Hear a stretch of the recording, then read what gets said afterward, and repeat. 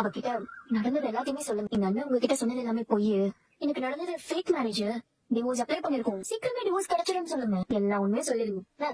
எத்தையுமே மறந்துடுங்க. எல்லாத்தையுமே சொல்லிட்டு அந்த பொண்ணு கூட உங்க லவ் நீங்க கண்டினியூ பண்ணுங்க. அதுதான் கரெக்ட். இல்ல அவன் தான் ஏதோ வளர்றானா, நீயும் என்னப்பா அந்த பொண்ணு மறுபடியும் போய் பார்க்க சொல்ற? ஆமாண்ணே, இப்படி கேட்ட கேள்வி எல்லாமே கரெக்ட் தானே. ஒரு போட்டோம் போட்டுமா சொல். ஏன் நீ நிக்கிறீங்க?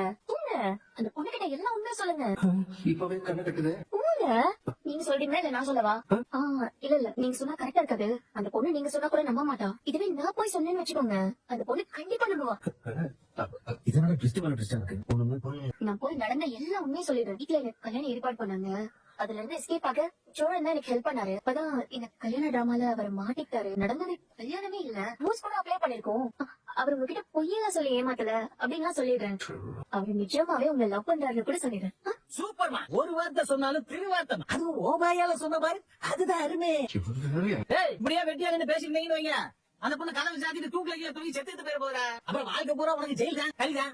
இந்த பாரு, உங்களோட கம்பெனிக்கு ஆள் இல்லைன்னு சொல்லி எங்க எல்லாம் போட்டு விட்டுறாத. எனக்கு வேற ஜெயில் சாப்பாடு விட்டுறாது.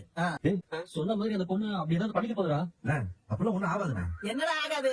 அதான் அவனுக்கு ஸ்நேகிதவங்களும் வந்து கத்திட்டு போறானுங்க இல்ல, இங்க வந்து கத்துறானுங்க. இதுல கேங் வேற வச்சிருக்கானுங்களா?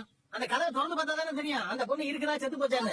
அப்பா நீங்க வேற ஏன்பா சும்மா ஏதாவது சொல்லி பயமுறுத்திட்டு இருக்கீங்க? அந்த பொண்ணு நேற்று வீட்லயே அப்படியே அழுதுச்சு. நான் சமாதானம் பண்ணி அனுப்புறதுக்கே ரொம்ப கஷ்டமா போச்சு. இப்ப ஏதாவது தப்பான முடிவா எடுத்துட்டு போறா? ஏன் இருக்காது? ஏற்கனவே நம்ம வீட்டுல இருக்கிற சாபம் எல்லாம் பார்த்தாரா? இதுல ஒரு பொண்ணை தற்கொலை பண்ணிக்க தூண்டுன சாபம் வேற நமக்கு வரணுமா?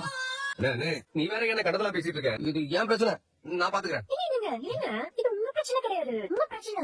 நீங்க சொன்னது கரெக்டுங்க. இந்த பொண்ணு இப்ப கோமா போய் ரூம லாக் பண்ணிட்டு இருக்கிறதுக்கு காரணமே உங்க கல்யாணம் ஆச்சுங்கிற வருத்தம் தான். உங்க கல்யாணம் ஆகல அந்த பொண்ணுக்கு தெரிஞ்சிச்சுன்னா அவன் நார்மல் ஆயிடுவா. இந்த விஷயத்த நீங்க போய் சொன்னா அவ கண்டிப்பா நம்ப மாட்டா. ஏதோ போய் சொல்லி சமாளிக்கிறீங்கன்னு நினைப்பாங்க. ஆனா நான் சொன்னதை கரெக்டா. இங்க வேற ஏங்க முழுக்க என்ன